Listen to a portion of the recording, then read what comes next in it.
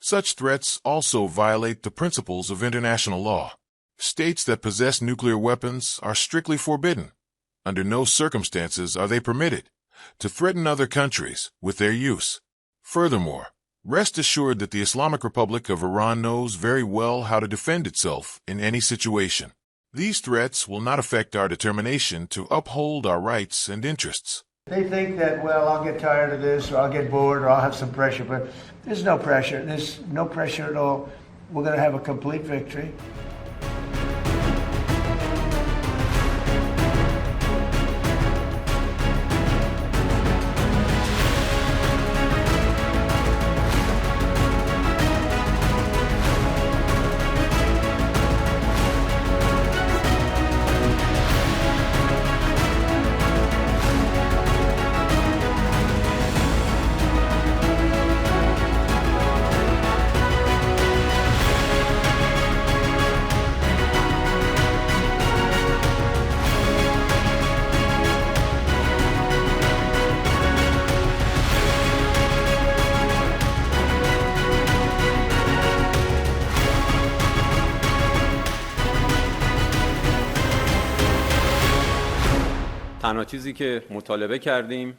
The only thing we have demanded is Iran's legitimate rights.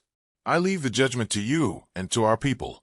Is Iran's demand to end the war in the region, to stop maritime piracy, naval blockade, against Iranian ships, and to release the assets belonging to the Iranian people that have been unjustly held for years in foreign banks due to U.S. pressure.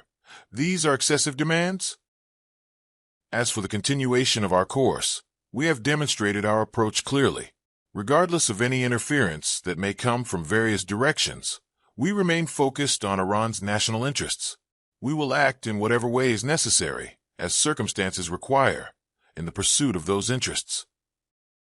Such threats also violate the principles of international law. States that possess nuclear weapons are strictly forbidden. Under no circumstances are they permitted to threaten other countries with their use. Furthermore, rest assured that the Islamic Republic of Iran knows very well how to defend itself in any situation. These threats will not affect our determination to uphold our rights and interests.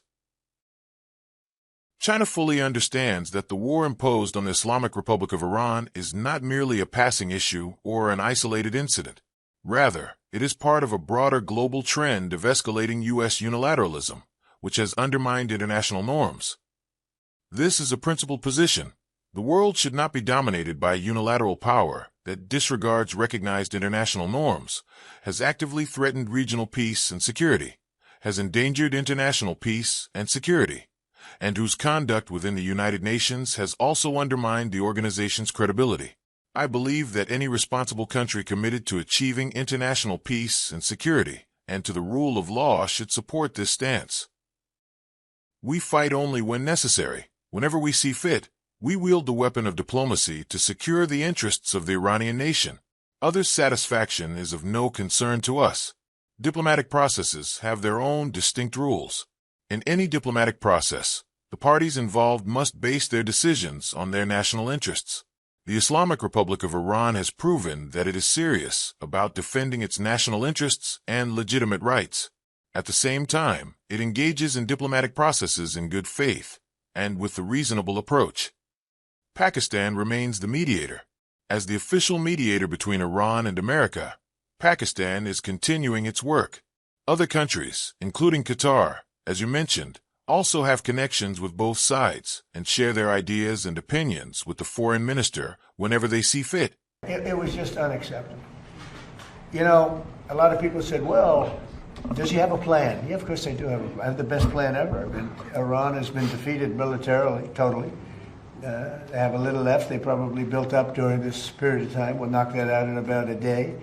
But I have a plan. You know, it's a very simple plan. I don't know why you don't say it like it is. Iran cannot have a nuclear weapon. They're very dangerous. They're very volatile. It's a terrible thing that's happened over there. They've killed 42,000 people in the last 2 months. 42,000. At least that's what we know of. 42,000 people. They killed numerous people over the last week, but they killed 42,000 people a month and a half ago.